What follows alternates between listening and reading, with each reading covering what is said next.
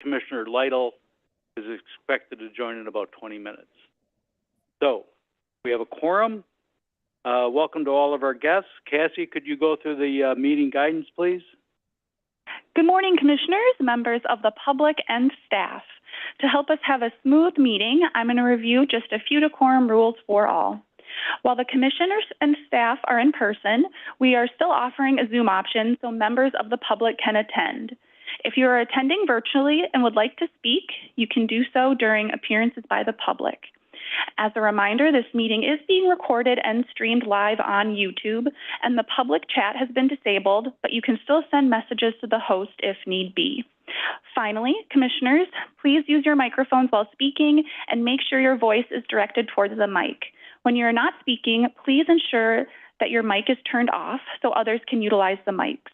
As a reminder, only 3 of the table mics can be live at a time, and also please state your name before speaking for those who may be joining us via Zoom.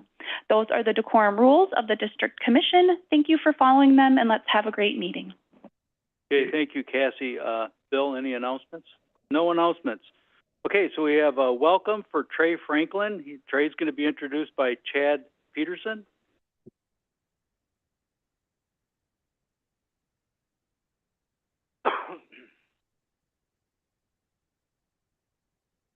All right. Hello, everybody. Chad Peterson, Facilities Maintenance Supervisor. This is Trey Franklin. She joined the Facilities Maintenance crew in early December. Trey attended East High School in Madison, applied to Operation Fresh Start Legacy program. She recently celebrated graduating from the program and receiving her high school diploma ahead of schedule. In the Legacy program, she learned hands-on construction skills such as roofing, siding, drywall installation, while completing all her academic work. She also earned a pre-apprenticeship readiness training certificate in carpentry. Trey became interested in work at the district after touring the plant with the Operation Fresh Start program. She found the plant intriguing and liked the idea of working someplace different and that helped to protect the water. She says that she's a very curious person and thrives on learning new things. In her free time, Trey enjoys reading, writing, and spoken word. She enjoyed track in high school, especially hurdles and the long jump, and she lives with her family in Madison. Welcome, Trey.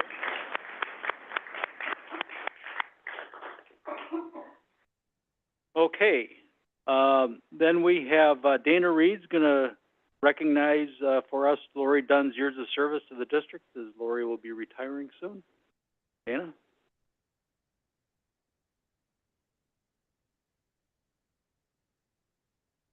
How about that?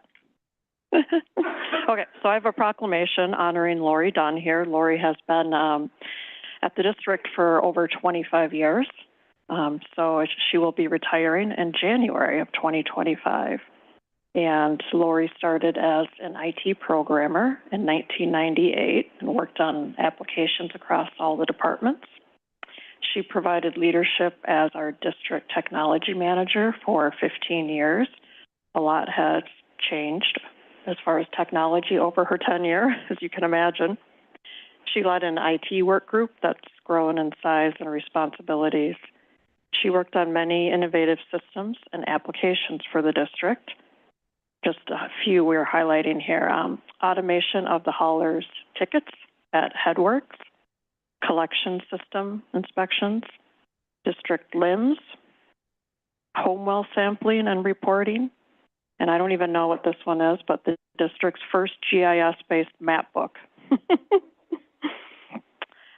Lori guided the district with changes in technology and delivery during COVID.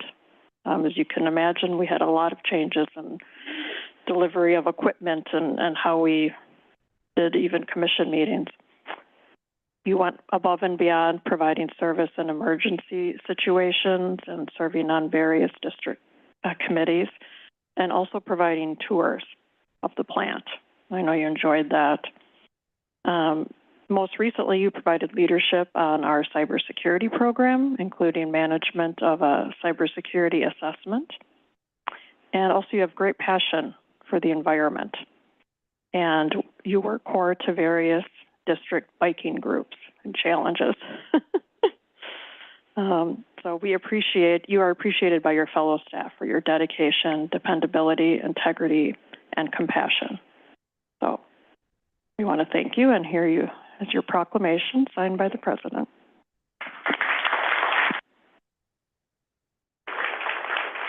Thank you, Lori. Okay. That will take us to appearances by the public. Does anybody in the public wish to appear? Anybody in the public wish to appear? Okay. Then we have our consent calendar where we have the minutes of the 27th of November, the meeting minutes of 9 December, operating and capital fund cash statements, review and approval. We have 4 sanitary sewer extension plans, Board of Contract, renew on-base licensing and support, approve transaction amount and professional services agreement for Lower Badger Mill Creek, approve extension contract for polymer, and review bids and award of contract of sodium hydroxide. Anybody have any questions on any of the items in the consent calendar? Seeing none, do we have a motion to approve the consent calendar? This is Commissioner Meyer. I'll move approval of the consent calendar. Okay, motion by Commissioner Meyer, second by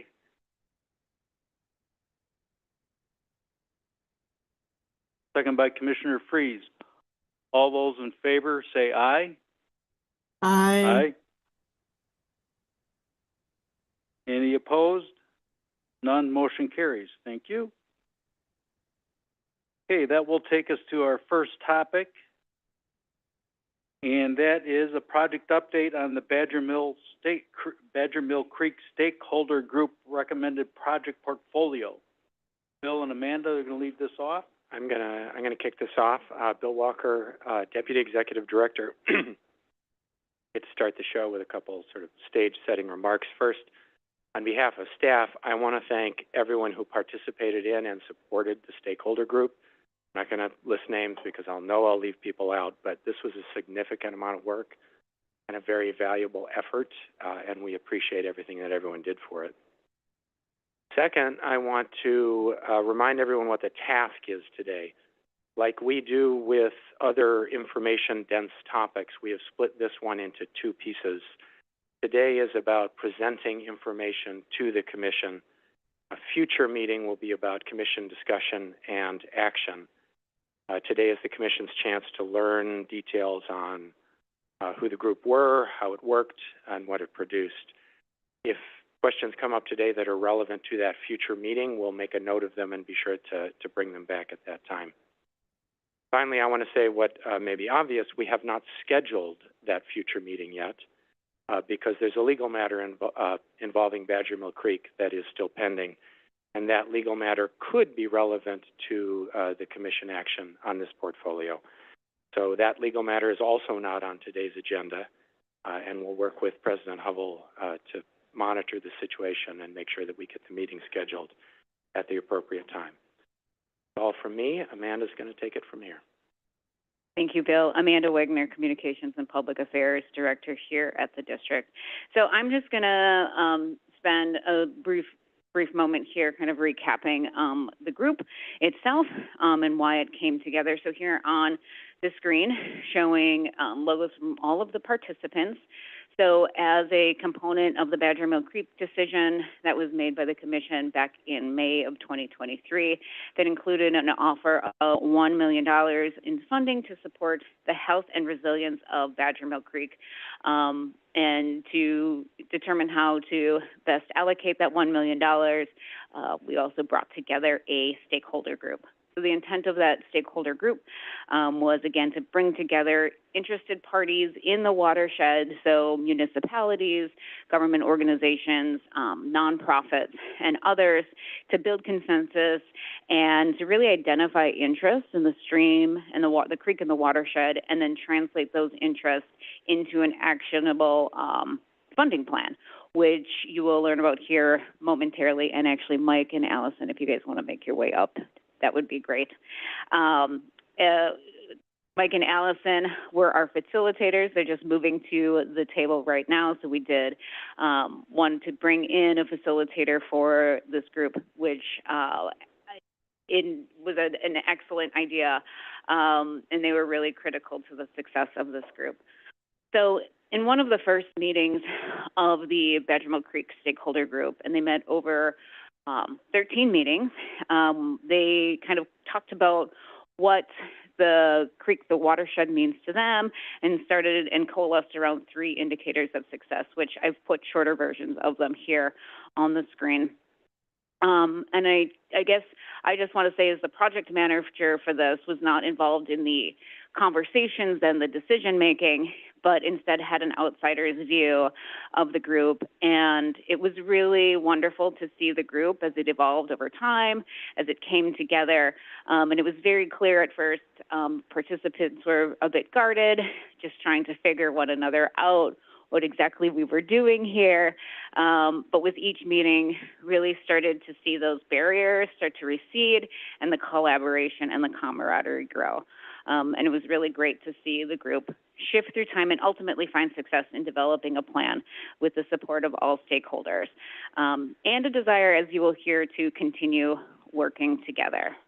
So just with those thoughts from me on the group and seeing it come together over a little over a year, I'm going to turn it over to Mike and Allison. Allison, our facilitator, one of our facilitators, is going to walk us through the process, and then Mike is going to talk specifically about the projects. Go ahead. Great.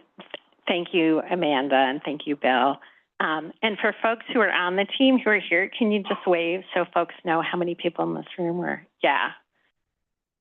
So my job today is to walk you through the process and what we did. And Amanda talked about how there were really 3 goals that were set up at the beginning, right?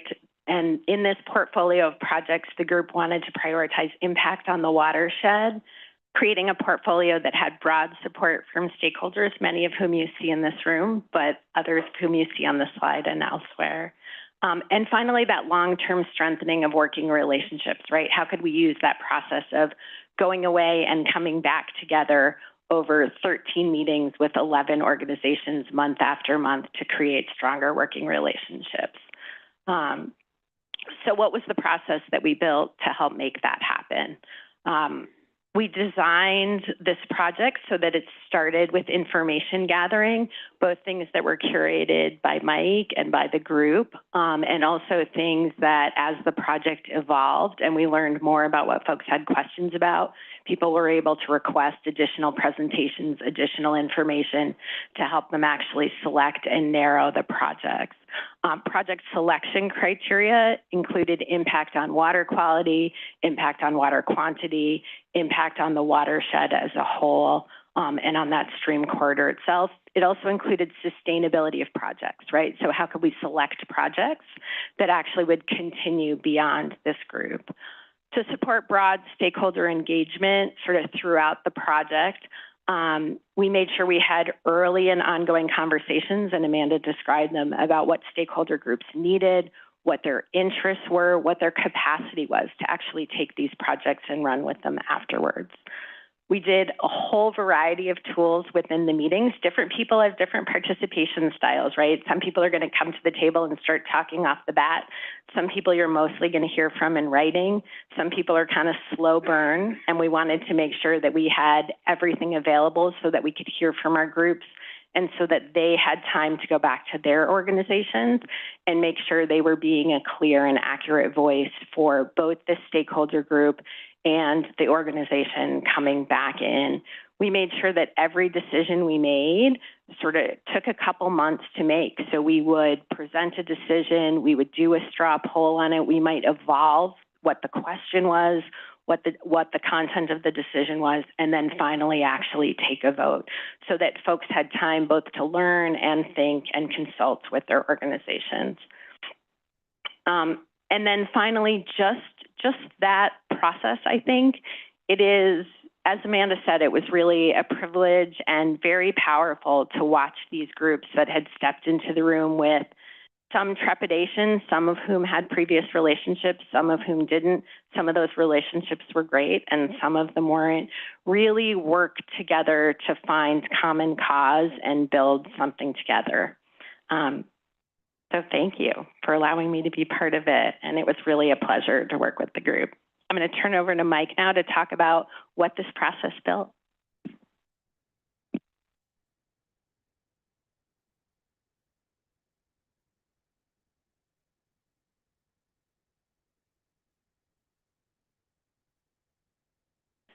Good morning, everybody. Mike Piper. I'm a senior civil and environmental engineer with Emmons and Olivier Resources, also known as EOR. A little bit closer. Is that better? Okay. So I'm going to go through today to talk about primarily the recommendations of the group, including the project proposals that were brought forward. As you can see in this table here, the group ultimately recommended a list of 6 projects to bring forward to the commission. These projects are in this table ranked by priority order through a ranked choice voting process. Does not necessarily reflect the schedule of these projects. Some may need to come before others. There was, I should add, a 7th project that was considered related to groundwater pumping that was ultimately not brought forward for recommendation by the group because there were number of concerns and lack of support in general by some of the stakeholders. So there is a detailed project profile sheet for each of these projects in the report, as well as background information on the meetings, information presented that sort of led to these project proposals, and walks through that process. And there's also a summary, I believe, of each of these in your agenda reports. So I'll walk through each of these projects now in more detail. So the top ranked project was overall watershed management plan for Badger Mill Creek watershed. This graphic here is actually the whole upper Sugar River watershed. So Badger Mill Creek watershed is kind of this northeast corner of it area.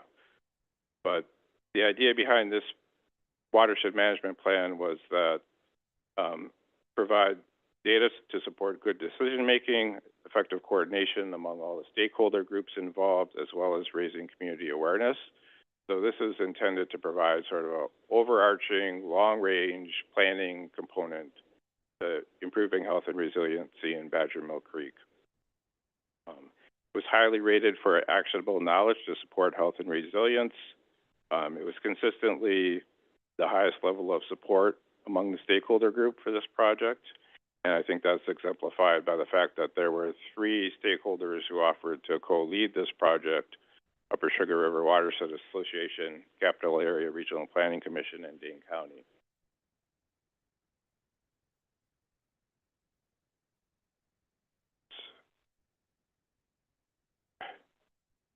Now we're over to, okay. So second project was Badger Mill Creek habitat restoration, including looking at low flow channel modifications. So this project was to repair, modify, and potentially add to previous habitat improvements that were constructed by Dane County in partnership with the City of Verona and Trout Unlimited in 2021 to reflect what would be the new flow conditions with loss of the effluent return. So this project received the highest rating for positive impact on scenic beauty, habitat, and riparian corridor health and resilience. And the leads for this project would be Dane County and the City of Verona, who were involved in the original habitat restoration efforts.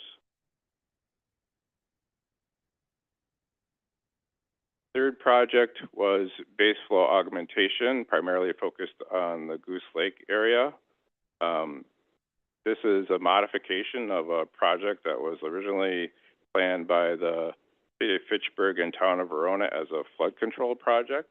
And through discussions with the stakeholder group and sort of re-looking at things with their consulting team, we're able to incorporate a number of elements that would contribute to the health and resiliency of Badger Mill Creek.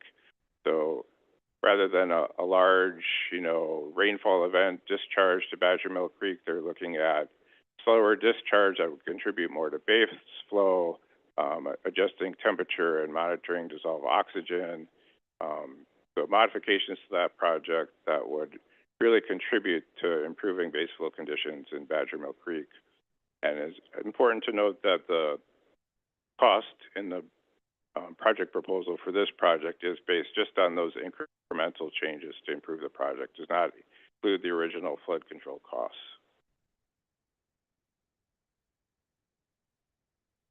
Fourth project is USGS monitoring.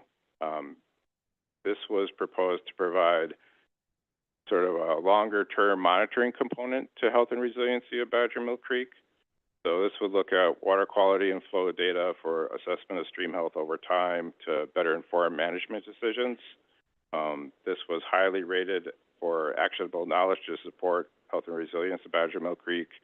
And CARPC offered to lead this effort because they coordinate many of the USGS monitoring stations in other parts of the county.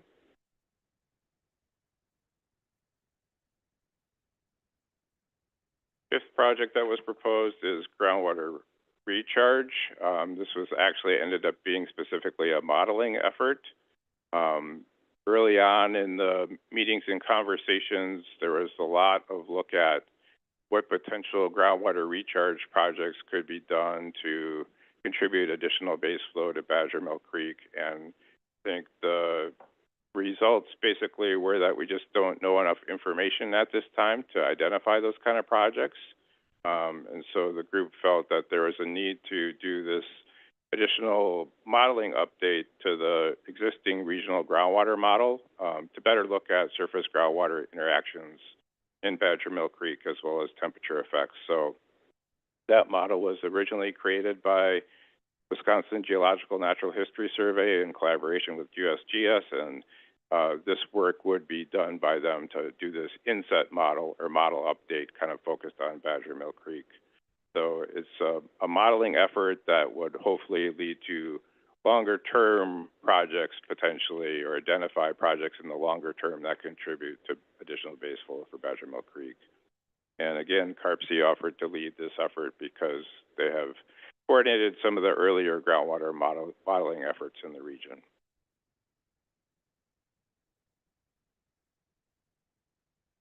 And the sixth project to be recommended was cost share to support implementation of existing ag and urban phosphorus best management practices. So this is focused on in-stream water quality aspects of Badger Mill Creek. Sure you're familiar with Yahara winds and the practices that are involved as far as phosphorus control in that watershed. And so this would implement many of those same practices in the Badger Mill Creek watershed. Dane County would be the lead on that effort because they manage many of these programs already. Upper Sugar River Watershed Association is also involved in working with farmers within the watershed, so they could contribute as well. You can kind of see from the descriptions of these six projects, we really did take a portfolio approach. Some of them are geared towards long-term planning. Some of them are more towards monitoring and showing the effects long-term. Some are related to water quality. Some are related to water quantity. So I think taken together as a whole, the portfolio really does take steps to address many of the health and resiliency issues for Badger Mill Creek. So the three recommendations of the stakeholder group from their final meeting in October then was the portfolio, the six projects as presented for funding in the order outlined as far as priority. Secondly, they requested that the habitat restoration project be considered for funding as a separate budget amendment outside of the $1 million for Badger Mill Creek Health and Resiliency. The rationale behind that was that some of that work had taken place before and now need to be modified because of the change in the flow regime. So that was the rationale for that. And then thirdly, they approved the creation of an implementation team that would consist of the project lead organizations. Lead organizations, I should mention, were defined as organization that would contribute either some funding resources or some staff resources to making these projects happen. So they're taking ownership over these projects. To be jointly responsible for final decisions related to the project sequencing, budget revisions, and any other implementation tasks. So part of the stakeholder group will continue on as this implementation team. I'm sure they'll want input from stakeholder participants as a whole and others. But they would look at the budget numbers that were included in the report and recommended are just that. They're, capital budget estimates, and almost all of them will probably receive some refinement over time as these projects would move forward.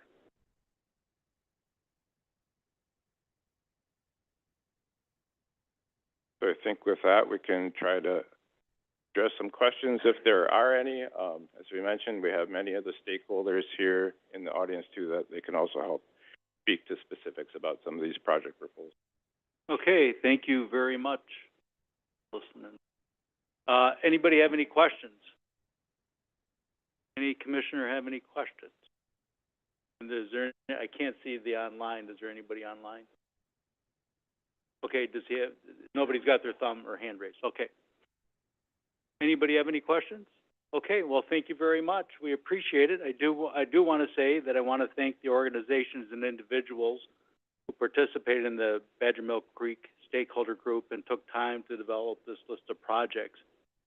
I think the Commission realizes its May 2023 decision to discontinue with the effluent to Badger Milk Creek was not popular with everyone, including probably some in attendance today. And on behalf of the Commission, I can say we appreciate everyone's willingness to work together on this issue. It's clear from the presentation and prior updates that the participants have put in significant time and worked collaboratively on this task in developing the portfolio. It's also great to know that the implementing partners desire to continue working on this project list. So thank you again to the participants and facilitators for sharing the work, and we'll have much to discuss if the topic returns. Thank you. Okay, let's see. That takes us to 4B, to consider and possibly take action on the Executive Director Search Subcommittee. Couple things I want to say is that the subcommittee is going to meet at 7:30 a.m. on January 16th. So our regular commission meeting will be at 9 a.m. The main reason for that is the onboarding process, and that we'll discuss, and then that we'll also have a staff presentation at that meeting on the staff level of onboarding. So please plan on that accordingly. So we will be going to closed session a little later, but because we have people here now and that will probably not be sticking around, I wanted to say a few things. I think it's appropriate to thank the people that were involved, so bear with me. The Commission undertook a extensive and intensive process to select the next executive director. This search yielded 16 well-qualified candidates from across the nation with final in-person all-day interviews last week, Monday, December 9th. I would like to thank all those who participated, the tour guides, the varied panels on December 9th. The panels consisted of staff, customer communities, and partners. Thanks to Janelle for arranging the day and those who assisted her with food, beverages, and keeping us on time. Brad even got to the point he knew when the knock was going to be coming. Their opinions of those who participated were collated by Ref Telus and provided to the Commission. For the first part of the afternoon on Monday, the Commission discussed our takeaways from the small group meetings that we had with each of the candidates and reviewed the available panel and tour guide information. After interviews were completed that evening, the Commission spent over 2.5 hours reviewing and discussing the interviews, the panel information, the Commission thoughts and desires for the new executive director. We had 3 excellent candidates in our final interviews. Each brought their own unique strengths, capabilities, and leadership qualities. I would like to thank those who participated in the interviews, the interviewees, the candidates from the 16 all the way particularly down to those final three. I'd also like to thank the staff who assisted in the whole process, which began last March. This includes Catherine Raftelis, thanks to the communication team, HR, and other staff who assisted the subcommittee, collated and developed the profiles of the potential candidate profiles from the survey data, assisted with the request for proposal, the search firm, and other aspects of the search. I'm sure if I started to list someone, I would forget somebody, so I'm going to kind of play it like Bill and just leave it at that. Further appreciation goes to the commission subcommittee members who provided advice and assistance which made the overall commission decisions over the past several months move smoothly. So I want to thank Beth and Ezra, but also former Commissioner Sarah Eskridge, who was involved early on until her September. Appreciation all goes to our legal staff who assisted with various items through the process, including the last step. Finally, thanks to the commissioners who participated in varied aspects of the process along with the subcommittee. It was a true team effort, and the commission is both appreciative and grateful for all those who participated. We're fortunate to have a dedicated staff, owner communities, and partners, commissioners who take their time to continue to help MMS strive to be better, furthering the district role and vision. So thank you all for your participation. It was, hopefully later this morning we'll have the announcement as to who we have appointed. So that being said, we'll move to topics. We go down to the executive director report. Ready, this is Bill Walker again. Two things under this heading. First is a capital project funding update. The Department of Natural Resources released its fiscal year 2025 funding list. One of our projects is near the very bottom in terms of priority. That means it is very unlikely to be funded in 2025. Now, we have a few options for us.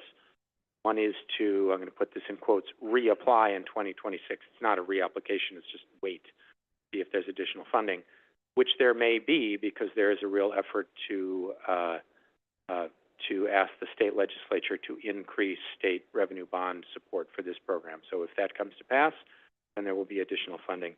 Another, of course, is to issue our own general obligation bond, and we have started the process of that. And of course, depending on how the timing of other projects, there is also an option to manage cash flow in a way that lets us permanently or temporarily cash finance this project. All of these issues we're reviewing with the help of PFM, our municipal advisor, which is yet another opportunity for me to say how glad I am that we have them on board. One other thing related to this, partly prompted by this, we have decided internally that we're going to start doing periodic capital finance updates, probably quarterly in conjunction with Lisa Coleman's project updates, just to keep people aware of what's going on. Amanda has something. I just want to also add on to what Bill said about effort at the Capitol in terms of increasing that funding. We are working with Green Bay and Milwaukee and having conversations with them on that effort. So really, we've all been aware of this. We've been working on it for a while, and now with new legislature coming back in session here in the next month, we'll start to ramp that up. And then we have a capital project update, which is Aaron Jacobson. Bill, which project was it that ranked low? I forgot. Lisa's going to tell me. Okay. Which one ranked low? That's right.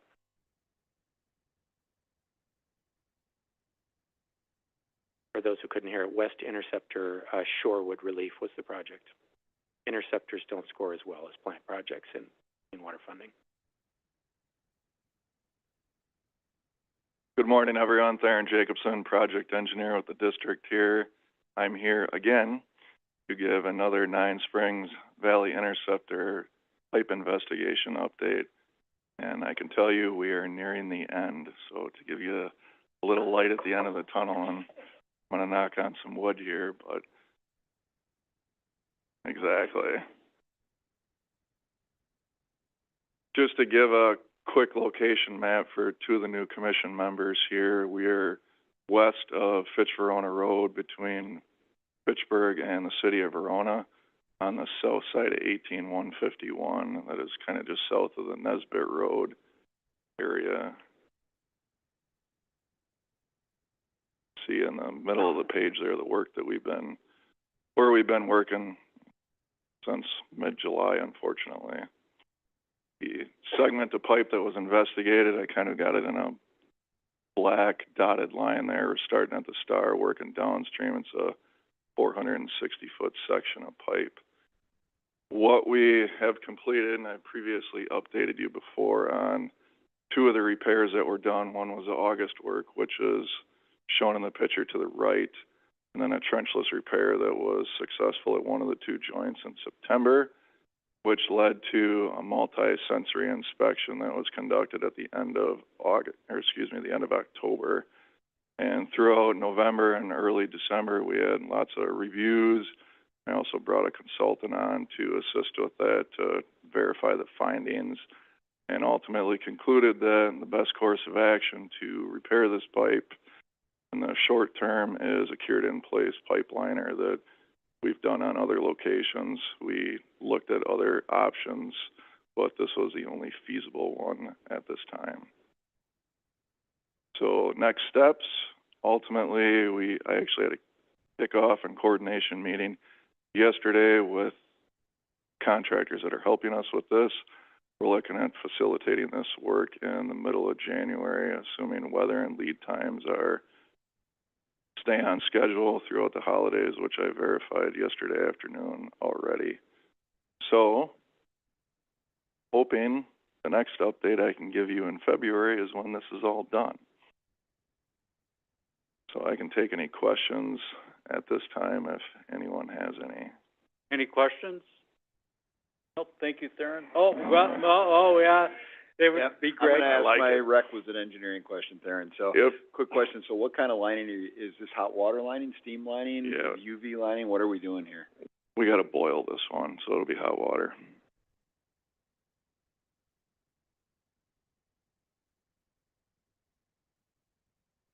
No problem. Nobody online has any questions. All right, thanks, everyone. Thank you.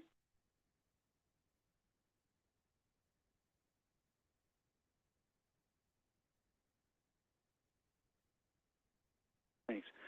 So that moves us to Alan. You're gonna give us the operations report for November, I suppose? Good morning, Commissioners. Those in attendance, Alan Grooms, I'm Operations Manager for the district, and yes, I will be presenting the November report. So that was a quick report.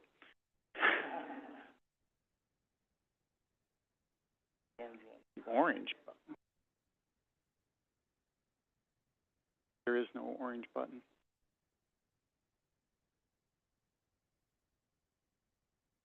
All right. I think it did, yes. Here's the sticker. I'm not crazy. All right. For November plant metrics, pretty boring report. As I've mentioned before, operations reports, you want boring. 2.7 on CVOD 5, right, kind of at the lower end of our normal range. Ammonia at 0.35, it's well below our permitted value for this time of year, 3.8 milligrams per liter. That 0.35 is, we had some plants out of service for maintenance in the early part of November to do some maintenance activities, and so that puts more load on other parts of the plant that are in service. So colder temperatures and that going on, that's makes it a little harder to get those accustomed, pushes a little higher in the ammonia range than we typically would be.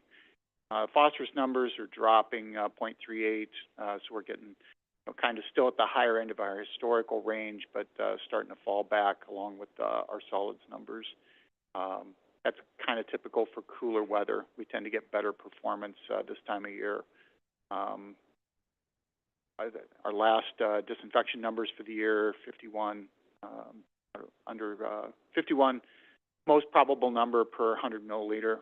That's good numbers, well within our normal range. So, yeah, I don't really have anything to add to this. I don't know if there's anything really, I'm really not wanting to do that. So, I don't know if there's any questions on the metrics. I've really been operating pretty well. Anybody have any questions? Okay, thank you. Thank you, Alan. Okay, Vanessa, you're going to do the regulatory and legal? Good morning, Commission. Vanessa Wishart, Legal Counsel. Because we have just one meeting this month, I'm going to do a regulatory report and a legal services update over the last month.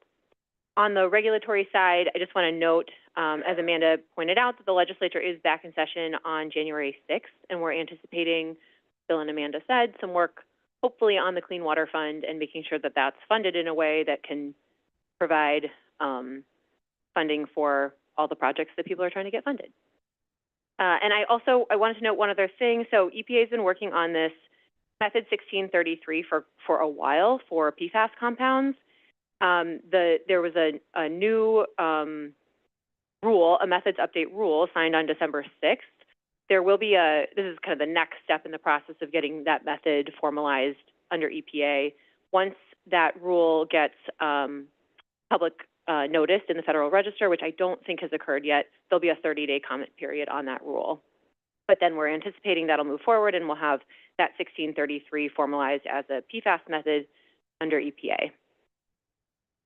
On the legal services side, so over the last month, we continued to work on a number of contract issues, including these front-end construction contract documents. I think that effort's almost been completed, but it was a fairly large undertaking to get the district kind of up to current front-end contracts for all of these construction contracts that the district's moving forward on. We are also undertaking a project to update the district's sewer use ordinance. So I don't believe that has been significantly updated in at least 10 years. And it's a document that should kind of be a living document so that it keeps up to speed with both regulatory requirements and operations at the district. So we're capturing the requirements that the district needs in place to make sure that it is meeting its regulatory and permit requirements.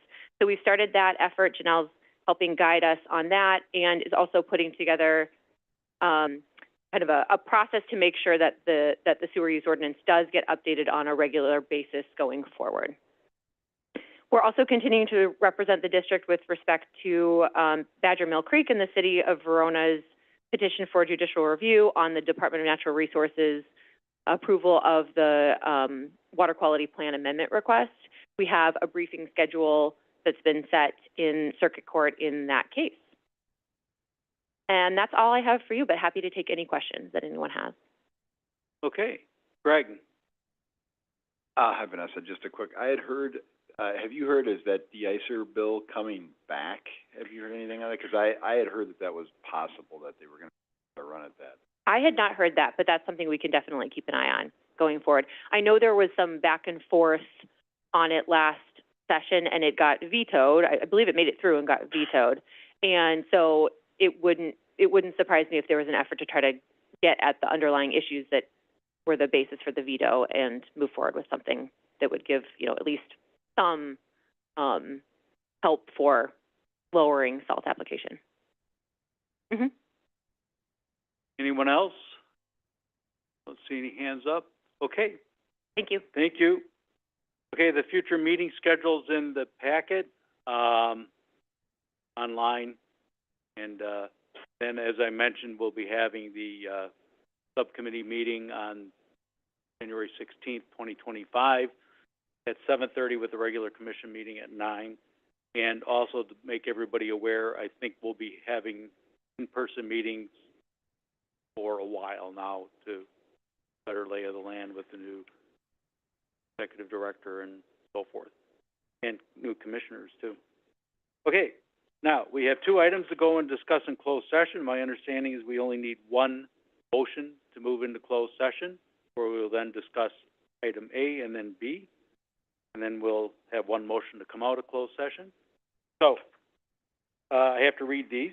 So bear with me. Convene in close, okay, so we have 2. A is convene in closed session in accordance with 19.851E of the Wisconsin statutes for the purpose of deliberating or negotiating the acquisition of easements from various parcels for the Lower Badger Mill Creek Interceptor Phase 6 because competitive or bargaining reasons require a closed session. And item B is convene in closed session pursuant to Wisconsin Statute 19851C, considering employment, promotion, compensation, or performance evaluation data of any public employee over which the governmental body has jurisdiction or exercises responsibility. Executive Director candidate employment discussion. Do we have a motion to go into closed session for those two items? I'd move that we go into closed session for items 6A and 6B as just read by Commission President Hubble. Okay, motion by Commissioner Murphy. Do we have a second? I'll second Commissioner Clark. Second by Commissioner Clark. We need a roll call. Cassie? Commissioner Bookland? Commissioner Clark? Commissioner Freeze? Aye. Commissioner Hobble? Aye. Commissioner Lytle? Aye. Commissioner Meyer? Commissioner Murphy? Aye. Commissioner Pultz? Commissioner Rummel? Aye. Great. And those commissioners that are in the room will be going to closed session in our maintenance conference room, and then the commissioners that are online will be prompted to join a breakout room in just a moment. Okay, thank you.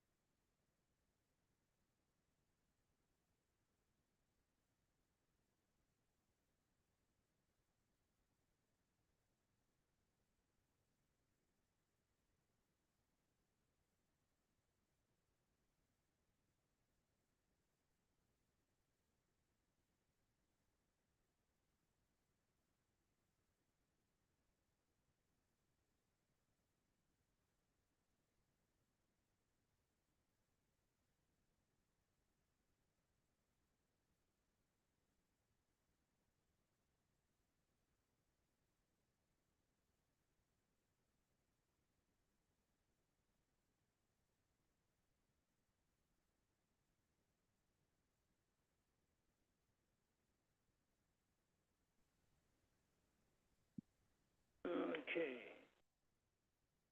And it looks like our commissioners are back out of the breakout room. And is, Cassie gonna be the one recording the, or can you, so.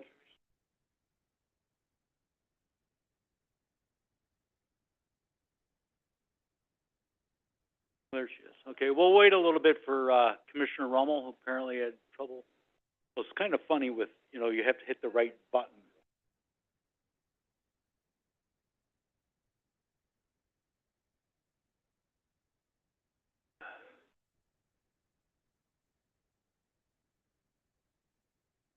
Oh, they, have a certain amount of time and then expires, you go back to the main room regardless.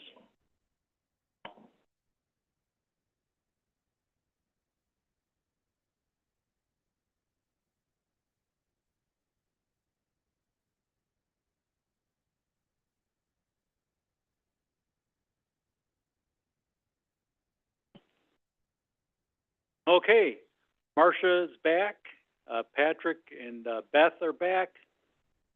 So, and we have everybody that was in the breakout room or in our conference room.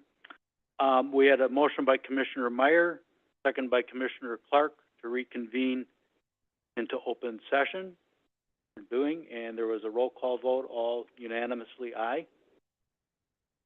Okay, so before we get a motion, I think it's wise for a bit of information. In selecting the executive director, the commission balanced varied needs and desires, and we took to heart the survey data, panel opinions, and other information. That meant it was important we select an executive director who will listen, be engaged and thoughtful, and further enhance trust among the district staff with our customer communities and our partners. There was also a desire for someone who will be more invested in the core operations of the district.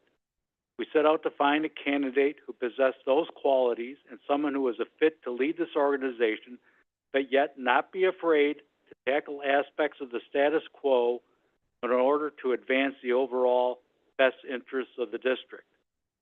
We needed a person who has knowledge to integrate the organization to work to common goals set forth by the policymakers. The 8 commissioners present last week, Monday, coalesced around this candidate after lengthy deliberation on abilities, qualities, leadership capabilities, desires, and organizational fit and other traits necessary to help lead the organization forward as we move into the second quarter of the 21st century. I believe I speak for the Commission when I say that our top candidate possesses these qualities and will bring forth enhanced efforts of listening, further development of trust, and provide for additional methods of improvement to allow MMSD to strive to be the best it can be. Now, I may date myself with this, but Vince Lombardi once said that perfection is not attainable, but if we chase perfection, we can catch excellence. So do we have a motion on the appointment of our next executive director? Commissioner Meyer? Thanks, Tom. As Vice President and as one of the members of the search committee, Executive Director Search Committee, Subcommittee, it's my pleasure to move that we promote Eric Dundee to the Executive Director position here at the district. And do we have a second? Yes, as a member of the subcommittee, I am happy to second the motion. Okay, thank you. We have a motion and a second. Do we have any further discussion? I don't see any. So, voting on the motion, all in favor say aye. Aye. Aye. Any opposed? None. Motion carries. Thank you, Eric.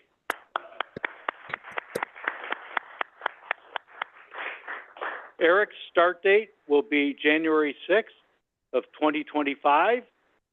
And I know that staff is working on a meet and greet that will occur maybe later that month or early February.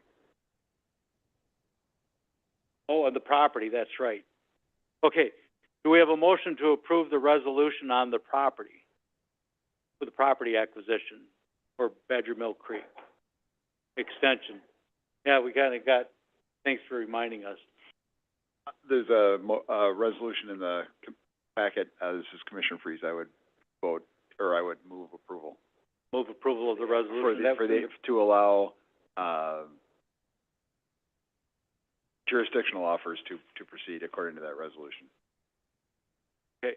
Motion by Commissioner Freeze. Do we have a second? I'll second. Second by Commissioner Meyer. Okay, any further discussion? Seeing none, all those in favor say aye. Aye. Aye. Okay, motion carries. Sorry about that. Get a little anxious here. Okay, that was a project we worked on for several months. Okay, well, thank you, everybody, for that. Future agenda topics, that's in the packet. Any other business? Hang on a minute, I'm gonna go rogue. This is Bill. Nobody asked me to do this, but on behalf of district staff, I really wanted to express appreciation to the commission, and in particular to the subcommittee, and to everyone who participated in this recruitment, because I'm actually gonna get emotional here. This is a big deal to staff. We all feel you have made an excellent choice, and we are very excited about continuing to work with you and with Eric. So thank you. Thank you, Bill. Okay, do we have a motion to adjourn? I'll move to make that motion. Motion by Commissioner Clark, second by Commissioner Freeze. Commissioner Freeze. All those in favor say aye. Aye. Any opposed? None. Motion carries. Thank you, everybody, and congratulations, Eric. Happy holidays, everyone online. Happy holidays. See you next month, next year. Yeah, thank you. Happy holidays to everyone. See you next year. I will ask Kathy.